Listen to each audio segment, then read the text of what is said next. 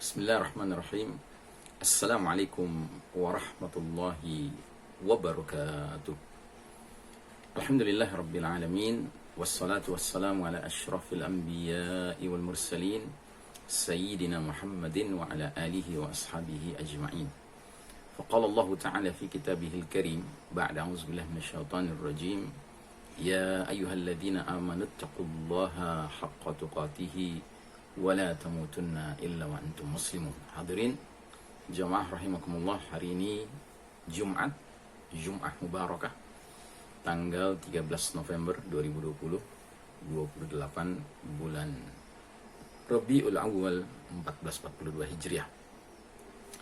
Kita masih membahas surah Al-Maidah ayat 54, yaitu ayat tentang pergantian generasi, di mana jika dalam suatu masyarakat fenomena riddah, kemurtadan telah mulai muncul, maka Allah Ta'ala akan mendatangkan suatu kaum, suatu generasi yang mempunyai ciri-ciri tertentu, dan sekaligus ini merupakan ciri-ciri dari jundullah, tentara Allah yang akan dihimpun dalam Hizbullah, partai Allah.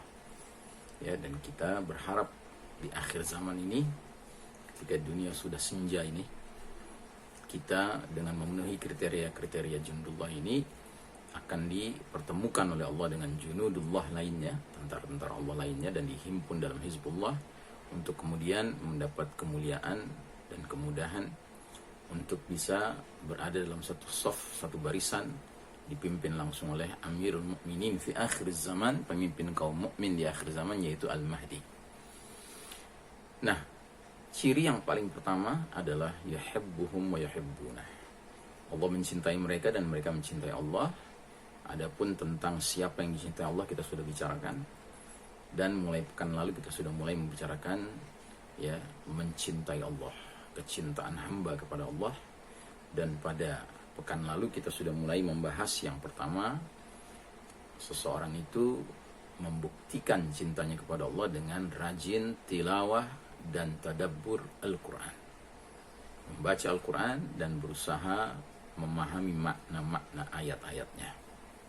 Yang kedua, dia taqarrub ilallah, mendekatkan diri kepada Allah dengan mengerjakan al-faraid yang wajib, tetapi kemudian ditambahkan lagi dengan yang sunnah.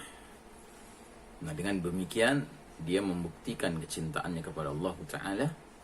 Dan kecintaan seperti ini akan mendatangkan kecintaan Allah kepada dirinya, sehingga dalam hadis qudsi dikatakan, jika Allah sudah mencintainya, maka tangan yang dia gunakan adalah tangan yang digerakkan oleh Allah Ta'ala. Kaki yang dia langkahkan adalah langkah-langkah Allah Ta'ala. Dan pandangan mata yang dibimbing oleh Allah Subhanahu Wa Ta'ala. Jadi saudaraku rahimakumullah, kita sudah bicarakan dua. Sekarang kita masuk kepada yang ketiga, yaitu orang yang membuktikan cintanya kepada Allah, dia senantiasa mengingat Allah Ta'ala, zikrullah ya, dalam segala hal. Baik itu zikrul lisan, zikir lisannya, zikrul qalb, zikir hatinya, dan zikrul amal ya, zikir dalam perilakunya. Pendek kata, dalam semua keadaan dia zikrullah.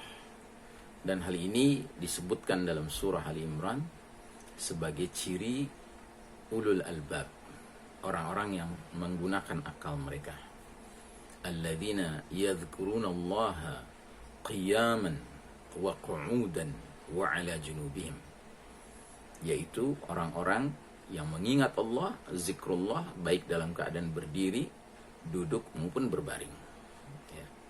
Dan memang dalam surat Al-Ahzab Allah Ta'ala memerintahkan kita kaum beriman ini, ya ayyuhalladzina amanu dzkurullaha dzikran katsira, hai orang-orang beriman, ingatlah Allah dengan ingat yang sebanyak-banyaknya ya. Sebab kekasih akan kita benar-benar cintai bila mana dalam ingatan kita yang ada adalah kekasih itu terus menerus ya. Sedangkan orang beriman digambarkan sebagai Walladzina amanu asyaddu hubban lillah. Adapun orang-orang beriman amat sangat cintanya kepada Allah. Maka bagi orang beriman, Allah Ta'ala adalah kekasih number one, kekasih nomor satunya, yang karenanya dia tidak akan pernah merasa bosan untuk zikrullah, mengingat Allah Ta'ala. Nah, saudaraku rahimakumullah, mengingat Allah ini mempunyai banyak sekali fadilah, keutamaan-keutamaan. Di antaranya Nabi Muhammad SAW bersabda, ya, la taj'alu buyutakum maqabir. Janganlah kalian biarkan tempat tinggal kalian, rumah kalian laksana kuburan. Iqra'u suratul Baqarah fih. Bacakanlah surat Al-Baqarah di dalamnya. Ya, dan membaca surat Al-Baqarah adalah bagian dari zikrullah yang utama. Ya, karena surat Al-Baqarah ini surah yang dapat mengusir para syaitan, yang menyebabkan para syaitan itu merasa tidak kerasan, tidak betah ya berada di rumah kita. Nah, demikian juga zikrullah itu adalah sebuah aktivitas yang dijamin oleh Allah dalam surah Ar-Ra'd, alladzina yazkurunallaha ya, tatma'innu qulubuhum ya, alladzina amanu wa tatma'innu qulubuhum bi dzikrillah, ala bi dzikrillah tatma'innul qulub. Orang-orang yang beriman, hati mereka menjadi tentram dengan mengingat Allah. Ketahuilah, hanya dengan mengingat Allah lah hati ini menjadi tentram. Nah, karenanya ini akan berkaitan dengan kriteria bukti kecintaan hamba kepada Allah yang berikutnya, yaitu penelaahan hati qalbi ini terhadap asma al-husna, nama-nama Allah dan sifat-sifat Allah, menyaksikan dan mengetahuinya, dan terus sibuk di dalam taman-taman pengetahuan dan lapangan-lapangannya.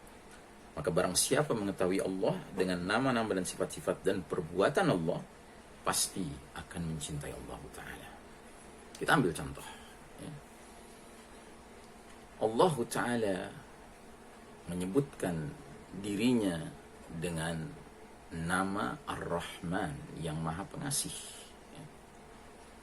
Dan kasih sayang Allah itu, sifat pengasih Allah itu tidak ada batasnya, tidak ada hanya untuk kalangan tertentu, tidak, untuk semua kalangan Allah mengasihi ya. Karenanya dalam surah Ar-Rahman yang selalu diulang-ulang oleh Allah adalah fabi ayyi ala'i rabbikuma tukadziban, maka nikmat Rabbmu yang manakah yang kamu dustakan ya. Karena pada hakikatnya semua yang kita nikmati pada hakikatnya datang dari Allah Subhanahu wa Ta'ala, dan itu bukti kasih Allah kepada hamba-hambanya, kepada manusia. Nah, sifat Ar-Rahman ini harus sering-sering kita ingat. Atau kita ambil contoh lain, Al-Aziz, yang maha perkasa. Al-Aziz ini punya dua submakna lagi. Yang pertama, dia bermakna otoritas ya. Allah itulah yang berdaulat ya, yang memiliki otoritas atas segenap kerajaan langit dan bumi ini. Tetapi pada saat yang sama, Al-Aziz juga bermakna ya, yang memberikan kemuliaan, sehingga seorang mukmin memiliki izzah, kemuliaan, kehormatan diri, itu pada hakikatnya datang dari Al-Aziz, dari Allah Ta'ala yang maha perkasa. Dan ini dua hal yang saling mengisi. Allah Ta'ala adalah pemilik otoritas kedaulatan ya, atas segenap kerajaan langit bumi ini di satu sisi, dan Allah Ta'ala itulah yang paling mulia, yang maha terhormat ya. Sementara selain Allah Ta'ala, manusia ya, itu ada yang memiliki otoritas, memiliki kekuasaan, memiliki kedaulatan di satu negeri tertentu. Katakanlah dia menjadi raja atau penguasa atau presiden, tetapi belum tentu dia memiliki kemuliaan Atau sebaliknya, ada hamba Allah yang mulia, dia dihormati oleh banyak orang, tapi dia tidak punya otoritas, tidak punya kedaulatan, dia tidak memiliki kekuasaan. Ya. Nah, Allah Ta'ala punya hak sepenuhnya untuk memberikan kedaulatan kepada yang siapa dia kehendaki dan mencabut kedaulatan dari siapa yang dia kehendaki. Demikian juga dengan kehormatan, kemuliaan. Sehingga ada ayatnya di mana Allah Ta'ala berfirman, tu'izzu man tasya' wa tudhillu man tasya'. Sebagaimana juga Allah memberikan kekuasaan, kedaulatan itu adalah hak Allah. Tu'til mulka man tasya' wa tanzi'ul mulka mimman tasya'. Kau berikan, kau serahkan kekuasaan kepada siapa yang kau kehendaki, dan kau cabut kekuasaan dari siapapun yang kau kehendaki. Tu'izzu man tasya' wa tudhillu man tasya'. Kau muliakan siapa yang kau kehendaki, kau hinakan siapa yang kau kehendaki.